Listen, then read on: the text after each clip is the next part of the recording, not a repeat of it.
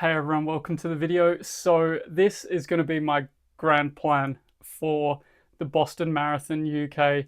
We're going for that sub-3 and I thought I would go over my kind of race plan and race kit, nutrition, and just go over that in a video separate, but I probably will go over it in the race vlog anyway, but this is kind of a pre-video of kind of the plan.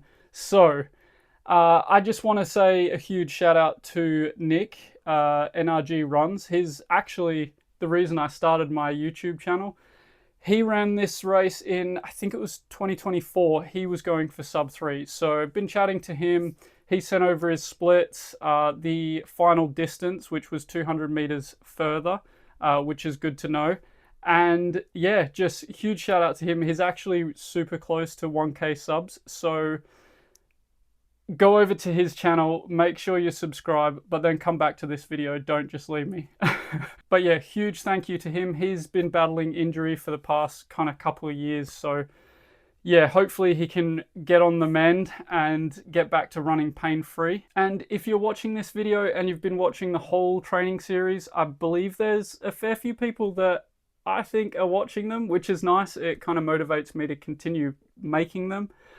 Thank you for tuning in. I really do appreciate you actually spending time watching my videos, even if you pop it on in the background and just listen and do something else. I do that with a lot of videos as well. I really do appreciate it. And any new viewers that are watching the channel, I appreciate you tuning in, and hopefully you can subscribe and follow along the journey. And I also hope your journey's going well and you're enjoying your running. With that being said, let's get into the plan. So in previous training videos and that, I've said I want to go out for a 129.30 half to 130.30.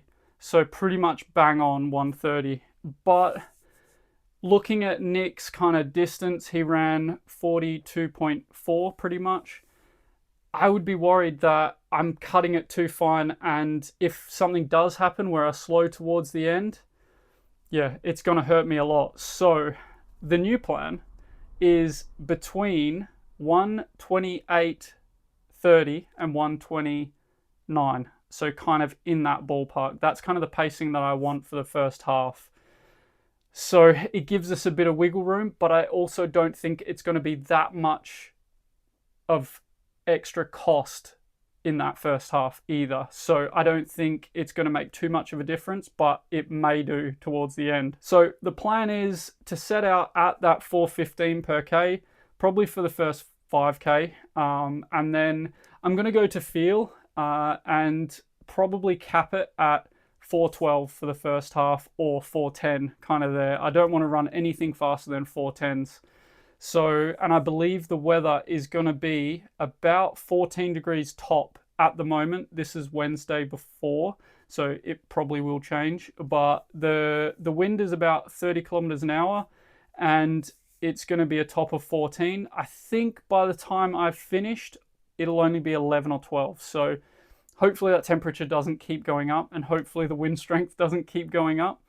But I do think it's still possible to run sub-3 in those conditions. But yeah, so the plan is to go out at that pace, and yeah, hopefully we can pick it up towards the end. But it's pretty much just going to be asking myself questions throughout the race at 20K, at 25K, 30, 35. Okay, can I slowly crank it down and run a bit faster?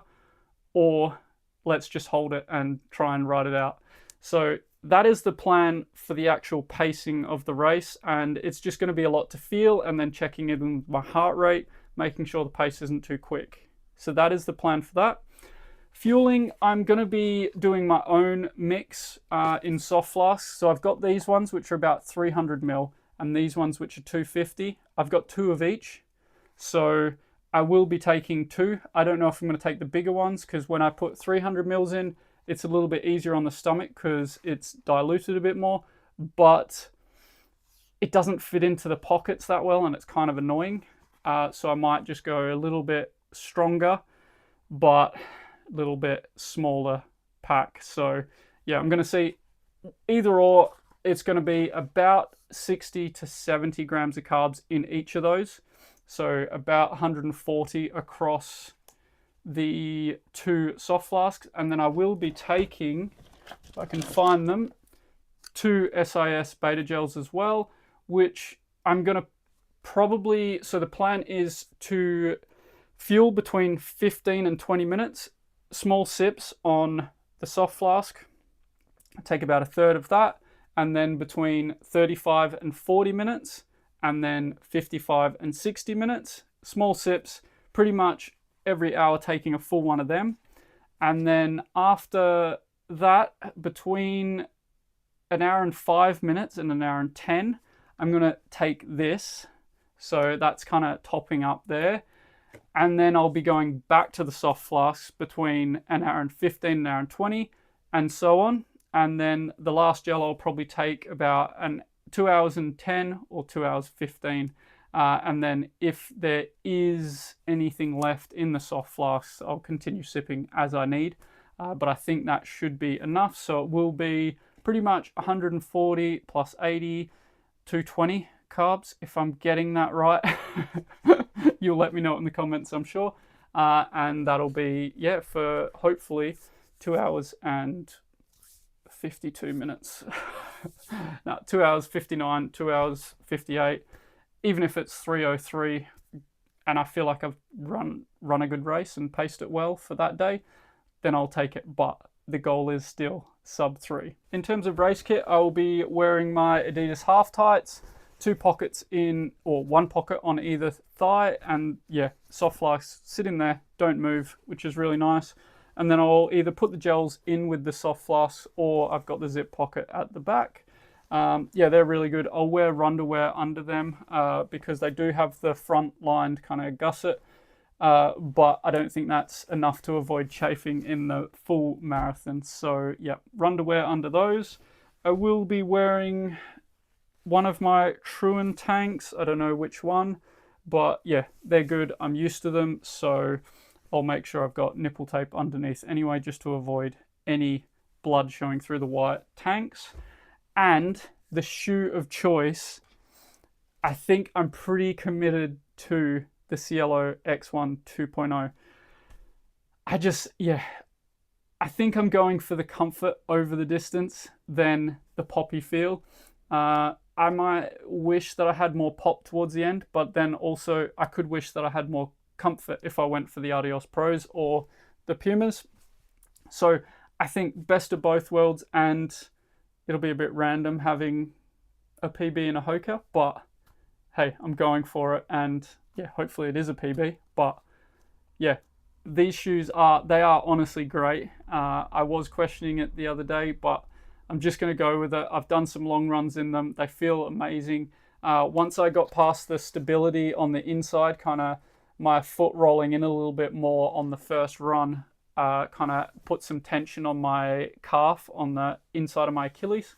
But after that, I think I just got used to them, and I haven't had any kind of tightness in my Achilles or anything since. So yeah, really good, and we're just going to go with them. We've got the number here, and yeah, if you want to look up the results, you know my name. You've got the number. I don't believe there's any tracking because it is a reasonably small race. And yeah, hopefully we come back with a PB. And my PB at the moment, if you didn't know, I'll put it on screen, but it is, my official one is 3 hours and 11 minutes and change. So I think something would have to go really wrong for me to run slower than that on a pretty much perfectly flat route.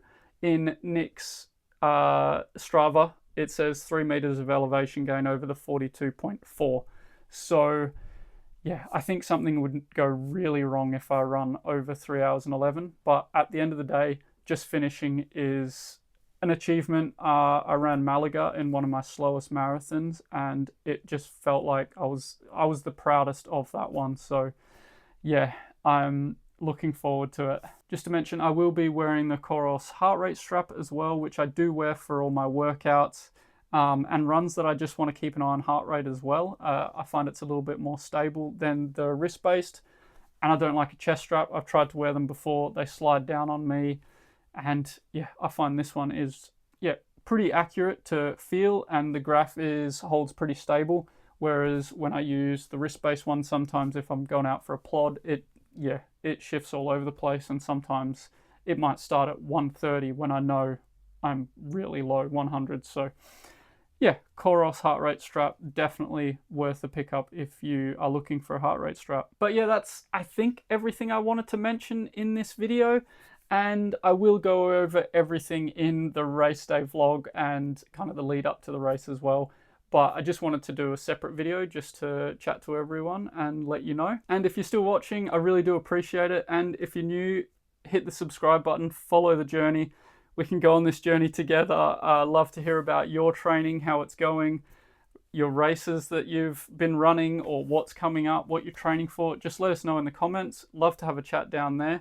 And yeah, next video will most likely be the race day vlog or the training week. I don't know. But yeah, I really do appreciate you tuning in, and I'll see you in the next video.